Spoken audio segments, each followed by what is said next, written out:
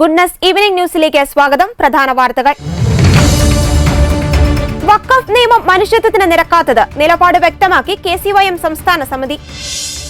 Vinesh ഫോഗട്ടിന് notice അയച്ച് ദേശീയ ഉത്തേജക വിരുദ്ധ ഏജൻസി. 14 ദിവസത്തിനകം വിശദീകരണം നൽകണം. ഹിസ്ബുള്ളയ്ക്ക് മറുപടിയുമായി ഇസ്രായേൽ. ലബനനിൽ വീണ്ടും വ്യോമാക്രമണം.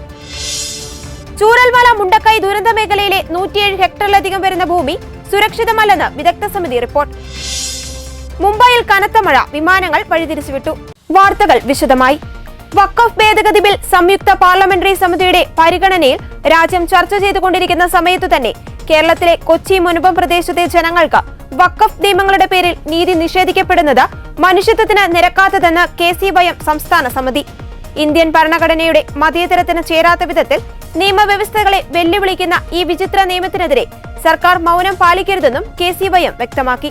ഭരണഘടനാനുസൃതമായ വഖഫ് നിയമത്തിന്റെ പേരിൽ പൗരന്മാരുടെ അവകാശങ്ങളെ ചോദ്യം ചെയ്തുകൊണ്ട് ഒരു ജീവിതായുസിന്റെ കഷ്ടപ്പാട് മുഴുവൻ നൽകി പൂർവികർ വില കൊടുത്തു വാങ്ങിയ സ്ഥലത്തിന് തങ്ങൾക്ക് ഒരു അവകാശവുമില്ല എന്ന് പറയുന്നതിൽ എന്ത് ന്യായമാണുള്ളതെന്നും KCYM സംസ്ഥാന സമിതി ചോദിച്ചു.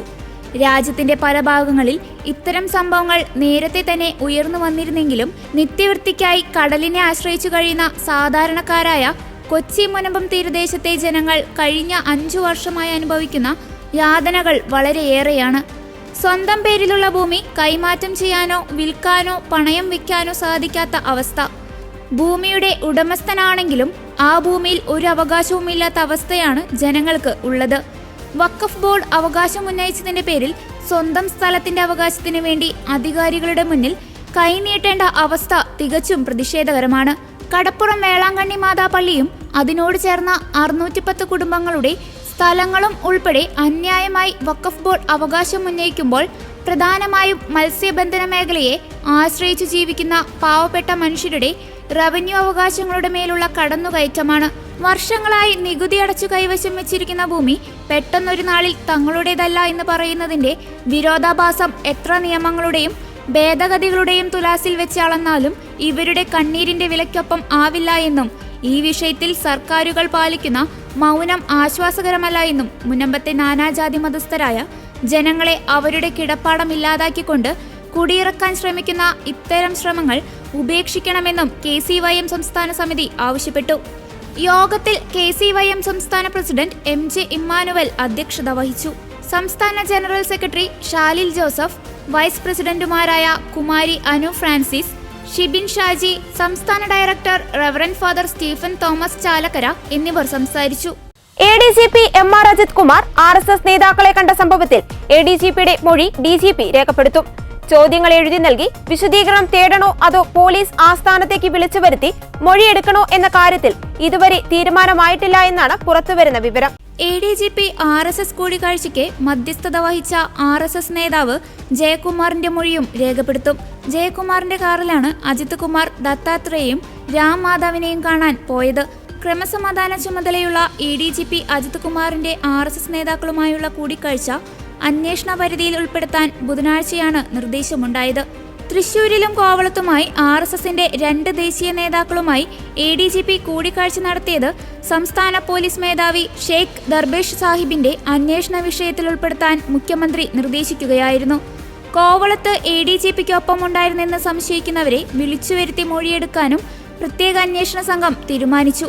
അതിനിടെ PV അൻവർ MLAയുടെ വെളിപ്പെടുത്തലിന്റെ അടിസ്ഥാനത്തിൽ ADGP MR അജിത് കുമാറിന്റെയും മുഖ്യമന്ത്രിയുടെ പൊളിറ്റിക്കൽ സെക്രട്ടറി P ശശിയുടെയും സ്വത്തുവിവരം അന്വേഷിക്കണമെന്നാവശ്യപ്പെട്ട് വിജിലൻസ് കോടതിയിൽ പൊതുതാൽപര്യ ഹർജി നൽകി.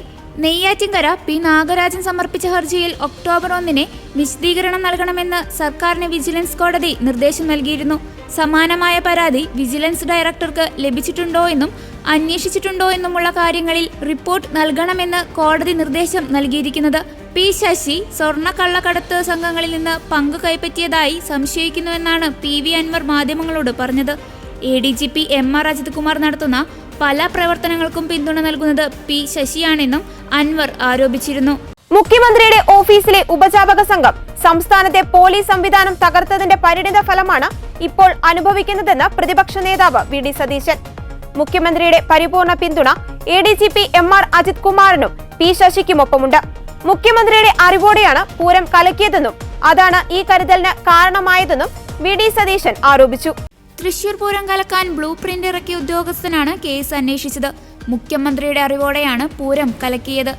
അല്ലെങ്കിൽ ഇതുപോലെ ADGPയെ സംരക്ഷിക്കുമോ എന്നും വി.ഡി. സതീശൻ ചോദിച്ചു. മുഖ്യമന്ത്രിക്ക് കരുതലാണ് ADGPയോട്. അന്വേഷണം നടക്കുമ്പോഴും ADGP ക്രമസമാധാന ചുമതലയിൽ തുടരുകയാണ്. ADGP കോൺഫിഡൻഷ്യൽ റിപ്പോർട്ട് തയ്യാറാക്കേണ്ട കീഴുദ്യോഗസ്ഥരാണ് അദ്ദേഹത്തിനെതിരെ അന്വേഷണം നടത്തുന്നതെന്നും വി.ഡി. സതീശൻ ചൂണ്ടിക്കാട്ടി. DGP പറഞ്ഞാൽ ADGP കേൾക്കില്ല, അതിനെ താഴെയുള്ള ഉദ്യോഗസ്ഥർ പറഞ്ഞാൽ SP കേൾക്കില്ല എന്ന സ്ഥിതിയാണ് കേരളത്തിലെ പോലീസിൽ. മുഖ്യമന്ത്രിയുടെ ഉപജാപക സംഘം പോലീസ് ഹൈറാർക്കി തകർത്തു. അതിന്റെ പരിണിതഫലമായാണ് പോലീസ് ഇപ്പോൾ ഇങ്ങനെ പരിതാപകരമായി നിൽക്കുന്നതെന്നും അദ്ദേഹം പറഞ്ഞു. PV അൻവറിന്റെ പകുതി പരാതിയിലാണ് ഇപ്പോൾ അന്വേഷണം ആരംഭിച്ചിരിക്കുന്നത്. അൻവറുമായി ബന്ധപ്പെട്ടത് ഇടതുമുന്നണിയിലെ ആഭ്യന്തര കാര്യമാണ്. അദ്ദേഹത്തെ UDFിലേക്ക് സ്വാഗതം ചെയ്യുന്ന കാര്യം തങ്ങൾ ചർച്ച ചെയ്തിട്ടില്ല. P. ശശിക്കും ADGPക്കുമൊപ്പമാണെന്ന് മുഖ്യമന്ത്രി പരസ്യമായി പറഞ്ഞു കഴിഞ്ഞു. മുഖ്യമന്ത്രിക്ക് അൻവറിനേക്കാൾ വലുത് അവരാണ്. പ്രശ്നം അവരുടെ പാർട്ടിയിലെ ആഭ്യന്തര കാര്യമായതിനാൽ കൂടുതൽ പറയുന്നില്ല. അൻവർ ഇടതുപാളയം വിടുമോ എന്നത് തനിക്കറിയില്ലെന്നും വി.ഡി. സതീശൻ ചോദ്യത്തിന് മറുപടിയായി പറഞ്ഞു. ഷിരൂർ ദൗത്യത്തിൽ കർണാടക സർക്കാരിന് നന്ദി അറിയിച്ച മുഖ്യമന്ത്രി പിണറായി വിജയൻ. കർണാടക മുഖ്യമന്ത്രി സിദ്ധരാമയ്യയ്ക്ക് കത്തയച്ചാണ് പിണറായി വിജയൻ നന്ദി അറിയിച്ചത്. സംസ്ഥാനത്തിന്റെ അഭ്യർത്ഥനകളോട് കർണാടക ആത്മാർത്ഥമായി പ്രതികരിച്ചു. അതിൽ കേരളത്തിന്റെ ആത്മാർത്ഥമായി നന്ദി അറിയിക്കുന്നുവെന്ന് പിണറായി വിജയൻ കത്തിൽ പറഞ്ഞു. 72-ാം ദിവസത്തെ തെരച്ചിലിനൊടുവിലാണ് ഷിരൂരിൽ മണ്ണിടിച്ചിലിൽ കാണാതായ കോഴിക്കോട് കണ്ണാടിക്കൽ സ്വദേശി അർജുന്റെ മൃതദേഹം ഗംഗാവലിപ്പുഴയിൽ നിന്ന് കണ്ടെത്തിയത്. ലോറിയുടെ ക്യാബിനുള്ളിലാണ് മൃതദേഹം കണ്ടെത്തിയത്. പുഴയിൽ നിന്ന് അർജുന്റെ ലോറിയും പുറത്തെടുത്തു. പുഴയിൽ 12 മീറ്റർ ആഴത്തിൽ കണ്ടെത്തിയ ലോറി ഉച്ചയ്ക്ക് 3 മണിയോടെയാണ് പുഴയിൽ നിന്ന് പുറത്തെടുത്തത്. ജൂലൈ 16-നാണ് അർജുനെ കാണാതായത്. അന്ന് രാവിലെ 8:45-നാണ് ഷിരൂരിൽ മണ്ണിടിച്ചിലുണ്ടായത്. അതേസമയം ഷിരൂർ ദൗത്യത്തിൽ കർണാടക മുഖ്യമന്ത്രി സിദ്ധരാമയ്യയെ അഭിനന്ദിച്ച് KC വേണുഗോപാൽ MP രംഗത്തെത്തി. പലതരത്തിലുള്ള വിമർശനങ്ങൾ വന്നിരുന്നു. രാജ്യം കണ്ട വലിയ രക്ഷാദൗത്യങ്ങളിലൊന്നാണ് അർജുന് വേണ്ടി കർണാടക സർക്കാർ നടത്തിയതെന്നും KC വേണുഗോപാൽ അഭിനന്ദിച്ചു. 71 ദിവസത്തെ പ്രയത്നത്തിനൊടുവിലാണ് ദൗത്യം ലക്ഷ്യം കണ്ടത്. കർണാടക സർക്കാരിന്റെ നിശ്ചയദാർഢ്യമാണ് വിജയത്തിലെത്തിച്ചത്. കർണാടക സർക്കാർ കാണിച്ചത് മികച്ച മാതൃകയെന്ന് MK രാഘവൻ MPയും പ്രശംസിച്ചു. തെരച്ചിലിന്റെ മുഴുവൻ ചെലവും വഹിച്ചത് കർണാടക സർക്കാരാണ്. കേരളത്തിന്റെ നന്ദി അറിയിക്കുന്നുവെന്ന് MK രാഘവൻ MP പ്രതികരിച്ചു. അതിനിടെ ഷിരൂരിൽ നിന്ന് അർജുന്റെ മൃതദേഹം നാട്ടിലെത്തിക്കാനുള്ള നടപടികൾ ആരംഭിച്ചു. DNA സാമ്പിളുകൾ ശേഖരിച്ചു. പരിശോധന ഫലം വന്നാൽ നാളെ തന്നെ മൃതദേഹം ബന്ധുക്കൾക്ക് കൈമാറും. എത്രയും വേഗം നടപടികൾ പൂർത്തീകരിക്കുമെന്ന് കർണാടക സർക്കാർ വ്യക്തമാക്കി. വേഗത്തിൽ മൃതദേഹം നാട്ടിലെത്തിക്കാൻ സാധ്യമായതെല്ലാം ചെയ്യുന്നുവെന്ന് മന്ത്രി മുഹമ്മദ് പറഞ്ഞു. അർജുൻ ഓടിച്ചിരുന്ന ലോറി പൂർണ്ണമായും പുഴക്കരയിലേക്ക് മാറ്റി. ഇനി ഈ ലോറിയിൽ നിന്ന് അർജുന്റെ വസ്ത്രങ്ങളും മറ്റും ബന്ധുക്കൾക്ക് കൈമാറണം. ശരീരഭാഗങ്ങൾ ഉണ്ടെങ്കിൽ അത് ആശുപത്രി മോർച്ചറിയിലേക്ക് മാറ്റും. കാണാതായ മറ്റ് 2 പേർക്കായുള്ള തെരച്ചിൽ തുടരുമെന്ന് അധികൃതർ വ്യക്തമാക്കി. ഹിസ്ബുള്ളകൾ ടെൽ അവീവിലേക്ക് മിസൈൽ തൊടുത്തതിന് പിന്നാലെ ഇസ്രായേൽ വ്യോമസേന വീണ്ടും ലബനനിൽ വ്യാപക ആക്രമണം നടത്തി. ഹിസ്ബുള്ളയുടെ 280 കേന്ദ്രങ്ങളാണ് ഇസ്രായേൽ ആക്രമിച്ചത്. 51 പേർ കൊല്ലപ്പെടുകയും 220 പേർക്ക് പരിക്കേൽക്കുകയും ചെയ്തതായി ലബനീസ് ആരോഗ്യ മന്ത്രാലയം അറിയിച്ചു. ഹിസ്ബുള്ളകൾ ഇസ്രായേലിന്റെ വാണിജ്യ തലസ്ഥാനമായ ടെൽ അവീവ് ലക്ഷ്യമിടുന്നത് ആദ്യമാണ്. ഇസ്രായേൽ ചാരസംഘടനയായ മൊസാദിന്റെ ആസ്ഥാനത്തേക്കാണ് ഇന്നലെ രാവിലെ ബാലിസ്റ്റിക് മിസൈൽ തൊടുത്തതെന്ന് ഹിസ്ബുള്ളകൾ പറഞ്ഞു. മിസൈൽ ലക്ഷ്യം കാണും മുമ്പേ ഇസ്രായേൽ സേന വെടിവെച്ചിട്ടു. ആളപായവും നാശനഷ്ടവുമില്ല. ഇതിനു പിന്നാലെ തെക്കൻ ലബനനിലും ബെക്ക താഴ്വരയിലും വ്യോമാക്രമണം നടത്തിയതായി ഇസ്രായേൽ അറിയിച്ചു. അടുത്ത ദിവസങ്ങളിൽ ഇസ്രായേൽ നടത്തിയ പേജർ വോക്കി ടോക്കി ആക്രമണങ്ങളിലും 550-ലധികം പേർ കൊല്ലപ്പെട്ട വ്യോമാക്രമണങ്ങളിലും തളരില്ലെന്ന് തെളിയിക്കാനാണ് ഹിസ്ബുള്ളകൾ ടെൽ അവീവ് ലക്ഷ്യമാക്കി മിസൈൽ പ്രയോഗിച്ചതെന്ന് കരുതുന്നു. ഇതിനു പുറമെ ഇസ്രായേലിലെ ഹാറ്റ്സോർ പട്ടണമടക്കമുള്ള സ്ഥലങ്ങളിലേക്കും സൈനിക കേന്ദ്രങ്ങളിലേക്കും ഹിസ്ബുള്ളകൾ മിസൈൽ പ്രയോഗിച്ചു. സിറിയയിൽ നിന്ന് ഇസ്രായേലിന് നേർക്ക് ഡ്രോൺ ആക്രമണം ഉണ്ടായെന്നും റിപ്പോർട്ടുണ്ട്. ഇതിനിടെ യുദ്ധഭീതിയിൽ തെക്കൻ ലബനനിൽ നിന്ന് 10,000-ങ്ങൾ പലായനം തുടരുകയാണ്. ഇസ്രായേൽ കരസേന തെക്കൻ ലബനനിൽ പ്രവേശിക്കുമെന്ന ഭീതി ജനങ്ങൾ പങ്കുവച്ചു. തിങ്കളാഴ്ച മുതൽ പലായനം ചെയ്തവരുടെ എണ്ണം 90,000 UN അറിയിച്ചു. 2023 ഒക്ടോബർ മുതൽ പലായനം ചെയ്ത 100,000-ലധികം പേർക്ക് പുറമെയാണിത്. ലെബനനിൽ കരയാക്രമണത്തിന് മുന്നോടിയായിട്ടാണ് വ്യോമാക്രമണങ്ങളെന്ന് ഇസ്രായേൽ സൈനിക മേധാവി ജനറൽ ഹെർസി ഹാലേവി സൂചന നൽകി.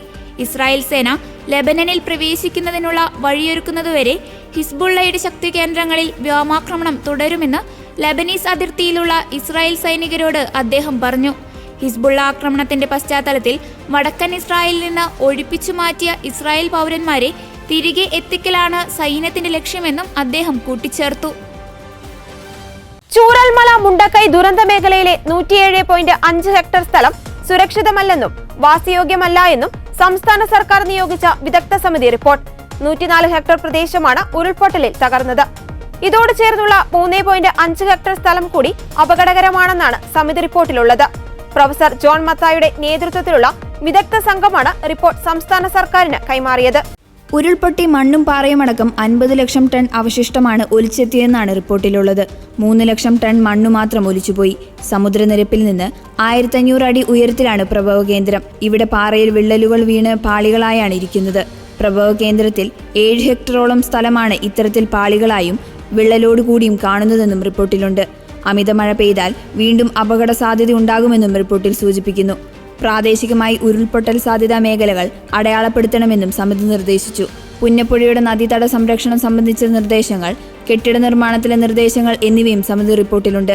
ദുരിതബാധിതരെ പുനരധിവസിപ്പിക്കുന്നതിനായി പരിഗണനയിലുള്ള കൽപ്പറ്റ എൽസ്റ്റൺ എസ്റ്റേറ്റ്, മേപ്പാടി നെടുമ്പാലയിലെ HML എസ്റ്റേറ്റ് ഭൂമി എന്നിവിടങ്ങളിൽ വീണ്ടും വിദഗ്ധ സമിതി പരിശോധന നടത്തണമെന്നും സർക്കാർ ആവശ്യപ്പെട്ടിട്ടുണ്ട്.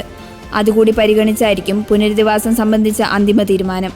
CWRDM principal scientist doctor DK Drishya, Surathkal NIT associate professor doctor Sreevalsan Kolayathur, ജില്ലാ മണ്ണു സംരക്ഷണ ഓഫീസർ താര മനോഹരൻ, ദുരന്ത നിവാരണ അതോറിറ്റിയിലെ hazard and risk analyst P Pradeep എന്നിവരും വിദഗ്ധ സമിതിയിലുണ്ടായിരുന്നു. കർഷകരുമായി ബന്ധപ്പെട്ട വിഷയത്തിൽ പരാമർശങ്ങൾ നടത്തി വീണ്ടും വിവാദത്തിലായ BJP MPയും നടിയുമായ കങ്കണ റണൌട്ട് പ്രസ്താവന പിൻവലിച്ചു. സർക്കാർ പിൻവലിച്ച കാർഷിക ബില്ലുകൾ തിരിച്ചു കൊണ്ടുവരണമെന്നായിരുന്നു കഴിഞ്ഞ ദിവസം സ്വന്തം മണ്ഡലത്തിൽ നടന്ന ചടങ്ങിൽ കങ്കണ ആവശ്യപ്പെട്ടിരുന്നത്. ഇതിനെതിരെ വ്യാപക വിമർശനങ്ങൾ ഉയർന്നതോടെ കങ്കണ ആദ്യം അത് തന്റെ വ്യക്തിപരമായ വീക്ഷണമായിരുന്നറിയിക്കുകയും പിന്നീട് പ്രസ്താവന പിൻവലിക്കുകയുമായിരുന്നു. കങ്കണ റണൌട്ട് നടത്തിയ പ്രസ്താവന BJP തള്ളിയതിന് പിന്നാലെയാണ് താൻ അത് പിൻവലിക്കുന്നതായും പാർട്ടി നിലപാടിനൊപ്പം നിൽക്കുന്നതായും കങ്കണ അറിയിച്ചത്. 2021 മോദി സർക്കാർ പിൻവലിച്ച കാർഷിക ബില്ലുകൾ നിർബന്ധമായും തിരികെ കൊണ്ടുവരണം, കർഷകർ തന്നെ ഇതാവശ്യപ്പെടണമെന്നുമായിരുന്നു മാണ്ടിയിൽ കഴിഞ്ഞ ദിവസം കങ്കണ പറഞ്ഞത്. കങ്കണയുടെ പ്രസ്താവനയ്ക്കെതിരെ കോൺഗ്രസ് രംഗത്തെത്തിയിരുന്നു. കോൺഗ്രസ് കർഷകർക്കൊപ്പമുണ്ടെന്നും മോദിയും അദ്ദേഹത്തിന്റെ MPമാരും എത്ര ശ്രമിച്ചാലും കാർഷിക ബില്ലുകൾ തിരികെ കൊണ്ടുവരാൻ അനുവദിക്കില്ലെന്നും പ്രതിപക്ഷം വ്യക്തമാക്കി. കങ്കണയുടെ പ്രസ്താവന സാമൂഹിക മാധ്യമങ്ങളിലും ചർച്ചയായി. പിന്നാലെ വിശദീകരണവുമായി BJP രംഗത്തെത്തി. ഇത് കങ്കണയുടെ വ്യക്തിപരമായ പ്രസ്താവനയാണെന്നും ഇതുമായി ബന്ധപ്പെട്ട് BJPക്ക് വേണ്ടി പ്രസ്താവന നടത്താൻ കങ്കണയെ അധികാരപ്പെടുത്തിയിട്ടില്ലെന്നും BJP വക്താവ് ഗൗരവ് ഭാട്ടിയ അറിയിച്ചു. പിന്നാലെ കങ്കണ ഇതിനോട് പ്രതികരിച്ചു. തീർച്ചയായും കർഷക നിയമങ്ങളെക്കുറിച്ചുള്ള തന്റെ വീക്ഷണങ്ങൾ വ്യക്തിപരമാണ്. പാർട്ടി നിലപാടിനെ അത് പ്രതിനിധീകരിക്കുന്നില്ലെന്നും കങ്കണ എക്സിൽ കുറിച്ചു. മണിക്കൂറുകൾക്ക് ശേഷം എക്സിലൂടെ തന്നെ വീഡിയോ സന്ദേശത്തിൽ താൻ പ്രസ്താവന പിൻവലിക്കുകയാണെന്ന് കങ്കണ അറിയിച്ചു.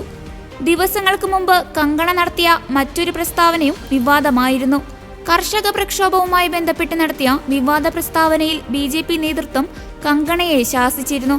ഇത് പാർട്ടിയുടെ നിലപാടല്ലെന്ന് BJPക്ക് വിശദീകരണമിറക്കേണ്ടിയും വന്നിരുന്നു. ഗുസ്തി താരവും ഹരിയാനയിലെ കോൺഗ്രസ് സ്ഥാനാർത്ഥിയുമായ വിനേഷ് ഫോഗട്ടിന് നോട്ടീസ് അയച്ച് ദേശീയ ഉത്തേജക വിരുദ്ധ ഏജൻസി. ഉത്തേജക മരുന്ന് പരിശോധനയ്ക്കായി ഉണ്ടാകുമെന്നറിയിച്ച സ്ഥലത്ത് ഇല്ലാതിരുന്നതിനാലാണ് വിശദീകരണം ചോദിച്ച് ദേശീയ ഉത്തേജക വിരുദ്ധ ഏജൻസി നോട്ടീസ് അയച്ചത്. 14 ദിവസത്തിനകം വിശദീകരണം നൽകണമെന്നാണ് നോട്ടീസിൽ അറിയിച്ചിരിക്കുന്നത്. ദേശീയ ഉത്തേജക വിരുദ്ധ ഏജൻസിയായ നാഡയുടെ രജിസ്റ്റർ ടെസ്റ്റിംഗ് പൂളിൽ രജിസ്റ്റർ ചെയ്തിരിക്കുന്ന അത്ലറ്റുകൾ ഉത്തേജക മരുന്ന് പരിശോധനയ്ക്ക് തയ്യാറാകുന്ന സമയവും സ്ഥലവും അറിയിക്കേണ്ടതുണ്ട്. എന്നാൽ വിവരം നൽകിയത് പ്രകാരം പരിശോധനയ്ക്ക് ഹാജരായില്ലെങ്കിൽ വെയറബൌട്ട് ഫെയിലിയറായി കണക്കാക്കും. സെപ്റ്റംബർ 9 സോനിപ്പത്തിലെ വീട്ടിൽ ഉത്തേജക മരുന്ന് പരിശോധനയ്ക്ക് തയ്യാറാണെന്ന് വിനേഷ് ഫോഗട്ട് അറിയിച്ചിരുന്നുവെന്നും എന്നാൽ ആ സമയം വീട്ടിലുണ്ടായിരുന്നില്ലെന്നുമാണ് നാഡ പറയുന്നത്. ഒരു ഡോപ്പ് കൺട്രോൾ ഉദ്യോഗസ്ഥനെ ആ സമയം പരിശോധന നടത്താനായി അയച്ചിരുന്നുവെന്നും എന്നാൽ ഫോഗട്ടിനെ കണ്ടെത്താനായില്ലെന്നും നാഡ പ്രസ്താവനയിൽ അറിയിച്ചു. അതേസമയം നൽകിയ വിവരപ്രകാരം പറഞ്ഞ സമയത്ത് താൻ സ്ഥലത്തുണ്ടായിരുന്നുവെന്ന് വിനേഷ് തെളിയിക്കണം. അല്ലാത്തപക്ഷം വേറെ ബോട്ട് ഫെയിലിയറായി ഇത് കണക്കാക്കും. 12 മാസത്തിനിടയിൽ 3 തവണ ഇത്തരത്തിൽ പരിശോധനയ്ക്ക് തയ്യാറാവാതിരുന്നാൽ ദേശീയ ഉത്തേജക വിരുദ്ധ ഏജൻസിക്ക് താരത്തിനെതിരെ നടപടിയെടുക്കാം. വിനേഷ് കോൺഗ്രസ് ടിക്കറ്റിൽ ഹരിയാന നിയമസഭാ തെരഞ്ഞെടുപ്പിൽ മത്സരിക്കാൻ ഒരുങ്ങുകയാണ്. പാരീസ് ഒളിമ്പിക്സിൽ ഗുസ്തി ഫൈനലിലെത്തിയ ശേഷം 100 ഗ്രാം ഭാരം കൂടിയതിനെ തുടർന്ന് അയോഗ്യയാക്കപ്പെട്ട താരം പിന്നാലെ ഗുസ്തി ഉപേക്ഷിച്ചിരുന്നു. തുടർന്നായിരുന്നു കോൺഗ്രസ് പ്രവേശനം. ജിന്ദ് ജില്ലയിലെ ജൂലാന മണ്ഡലത്തിലെ കോൺഗ്രസ് സ്ഥാനാർത്ഥിയാണ് വിനേഷ്. ഹരിയാനയിൽ 90 നിയമസഭാ സീറ്റിലേക്കുള്ള തിരഞ്ഞെടുപ്പ് ഒക്ടോബർ 5-നാണ്. 8-നാണ് വിധി അറിയുന്നത്. ലൈംഗിക പീഡന കേസിൽ നടൻ സിദ്ദിഖിനെതിരെ ലുക്കൌട്ട് നോട്ടീസ്. സംസ്ഥാനത്തിനു പുറത്തേക്ക് കടന്നേക്കാമെന്ന സംശയത്തിലാണ് നോട്ടീസ് പുറത്തിറക്കിയത്. കേരളത്തിലെ എല്ലാ ജില്ലാ പോലീസ് മേധാവികൾക്കും നോട്ടീസ് നൽകിയിട്ടുണ്ട്. ഫോട്ടോ സഹിതം എല്ലാ സ്റ്റേഷനിലും പതിക്കുവാനും നിർദ്ദേശം നൽകി. ലൈംഗിക പീഡന കേസിൽ അറസ്റ്റ് ചെയ്യാനിരിക്കെയാണ് സിദ്ദിഖ് ഒളിവിൽ പോയത്. കഴിഞ്ഞ 2 ദിവസമായി എല്ലാ ഫോണുകളും സ്വിച്ച്ഡ് ഓഫ് ആയിരുന്നു. ഇതിൽ ഒരു നമ്പർ മാത്രം അല്പനേരം ഓൺ ആയിരുന്നു. കുറച്ചു സമയം ബിസി ആയിരുന്ന ഫോൺ വീണ്ടും സ്വിച്ച് ഓഫ് ആക്കി. ഹൈക്കോടതി മുൻകൂർ ജാമ്യാപേക്ഷ തള്ളിയതോടെയാണ് സിദ്ദിഖിനെ കാണാതാകുന്നത്. തിരുവനന്തപുരം മ്യൂസിയം പോലീസ് രജിസ്റ്റർ ചെയ്ത കേസിലാണ് സിദ്ദിഖ് മുൻകൂർ ജാമ്യം തേടി ഹൈക്കോടതിയെ സമീപിച്ചത്. സിദ്ദിഖിനെതിരായ പരാതി ഗൗരവതരമെന്ന് നിരീക്ഷിച്ച കോടതി സമൂഹത്തിൽ സ്ത്രീ ബഹുമാനം അർഹിക്കുന്നുവെന്നും വ്യക്തമാക്കി. സിദ്ദിഖിനെ കസ്റ്റഡിയിൽ ചോദ്യം ചെയ്യേണ്ടത് അനിവാര്യമാണെന്ന് കോടതി പറഞ്ഞു. സിദ്ദിഖിന്റെ വൈദ്യപരിശോധന നടത്തേണ്ടതുണ്ടെന്നും ഹൈക്കോടതി വ്യക്തമാക്കി. അതേസമയം താരസംഘടനയായ അമ്മയും WCCയും തമ്മിലുള്ള തർക്കത്തിന്റെ ഇരയാണ് താനെന്ന് നടൻ സിദ്ദിഖ് കോടതിയിൽ നൽകിയ ജാമ്യഹർജിയിൽ പറഞ്ഞു. പരാതിക്കാരിയുടെ വിശ്വാസ്യത ചോദ്യം ചെയ്തിട്ടില്ലെന്നും പരാതിയുടെ വിശ്വാസ്യതയാണ് ഹൈക്കോടതിയിൽ ചോദ്യം ചെയ്തെന്നും സിദ്ദിഖ് ജാമ്യഹർജിയിൽ ചൂണ്ടിക്കാട്ടി. 2016-ൽ തിരുവനന്തപുരം മസ്കറ്റ് ഹോട്ടലിൽ വെച്ചാണ് ലൈംഗിക പീഡനം നടന്നതെന്ന് യുവനടി മൊഴി നൽകിയിരുന്നു. അന്നേ ദിവസത്തെ രേഖകൾ ഹാജരാക്കാൻ അന്വേഷണ സംഘം ഹോട്ടലിന് നിർദ്ദേശം നൽകിയിരുന്നു. മ്യൂസിയം പോലീസാണ് നടിയുടെ മൊഴി രേഖപ്പെടുത്തിയത്. നിള തിയേറ്ററിൽ സിദ്ദിഖിന്റെ ഒരു സിനിമയുടെ പ്രിവ്യൂവിനെത്തിയപ്പോഴാണ് പരിചയപ്പെട്ടതെന്നും സിനിമാ ചർച്ചകൾക്കായി വിളിച്ചു വരുത്തിയാണ് ലൈംഗികമായി പീഡിപ്പിച്ചതെന്നും യുവനടി പറഞ്ഞിരുന്നു. ആരോപണത്തിന് പിന്നാലെ സിദ്ദിഖ് അമ്മ ജനറൽ സെക്രട്ടറി സ്ഥാനത്ത് നിന്നും രാജിവെച്ചിരുന്നു. മുംബൈ നഗരത്തിൽ കനത്ത മഴ തുടരുന്നു. റോഡുകളിലും റെയിൽവേ ട്രാക്കുകളിലും വെള്ളം കയറിയതോടെ റോഡ് റെയിൽ ഗതാഗതം പ്രതിസന്ധിയിലായി. കാലാവസ്ഥ മോശമായതോടെ നിരവധി വിമാനങ്ങൾ വഴിതിരിച്ചുവിട്ടു. അന്ധേരിയിൽ ഓടയിൽ വീണ് ഒരു സ്ത്രീ മരിച്ചു. കനത്ത മഴ തുടരുന്ന പശ്ചാത്തലത്തിൽ പ്രധാനമന്ത്രി നരേന്ദ്രമോദിയുടെ വ്യാഴാഴ്ചത്തെ പൂനെ സന്ദർശനം റദ്ദാക്കി. അപ്രതീക്ഷിതമായി പെയ്ത കനത്ത മഴയിൽ മുംബൈയിലും സമീപ മേഖലകളിലുമുണ്ടായ വെള്ളക്കെട്ടിലും ഗതാഗത തടസ്സത്തിലും ജനം വലഞ്ഞു. താഴ്ന്ന പ്രദേശങ്ങളിൽ വെള്ളം പൊങ്ങിയതോടെ റോഡ് ഗതാഗതം താറുമാറായി.